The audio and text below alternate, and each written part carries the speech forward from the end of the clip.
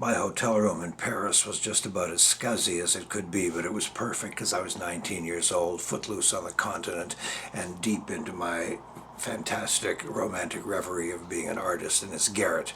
The Hotel Saint Louis was right on the center street, the Rue Saint Louis, on the Ile de Saint Louis, tiny island just behind the Ile de la Cité, where sits, of course, the Notre Dame.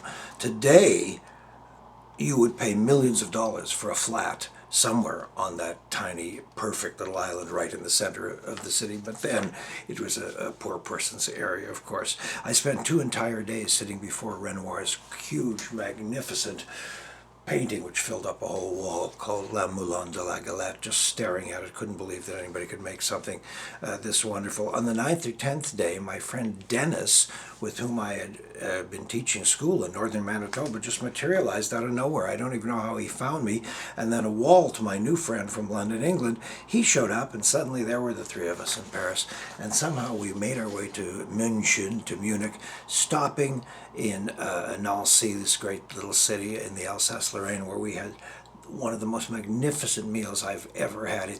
I've marked it as the night where I discovered food, because we ate at this little pension, and I freaked out over the soup. And I said, "What is this?" And the lady said, "It's just vegetable soup." I said, "No, it's not just." And she said, "Yeah, well, it's vegetables from the garden behind our building."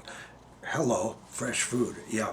So anyway, we got ourselves to Munich, and then we drew straws. We wanted to go up to Cologne, to see the great cathedral. And so Walt and I ended up together, and then Dennis was on his own. And so we agreed that whoever got to Cologne first would show up in front of the famous cathedral on the 3s, you know, at noon, 3, 6, 9, midnight, and so on, until we found each other. So Walt and I hitchhiked, and we were pretty lucky. We got up there, and we kept going in front of the cathedral. Now, the cathedral was once the tallest building in Europe at 555 feet or something, and it is the definition of the Gothic cathedral, with these spires, you know, just reaching up into the heavens. A fantastic structure, and of course one of the most famous buildings in the world, filled with tourists all around the building and inside and so on. No Dennis. Days went by. No sign of Dennis. Finally, on the 3rd day, he ambles along casually, smoking a Gauloise, and we say, and we're like purple with anger, "Dennis, where the hell have you been?" He says, "Oh, I was standing in front of this little church up the street, you know, and it wasn't until about the 3rd day that I noticed that there weren't that many people around it."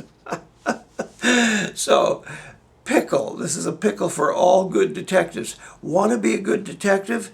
Don't forget the obvious.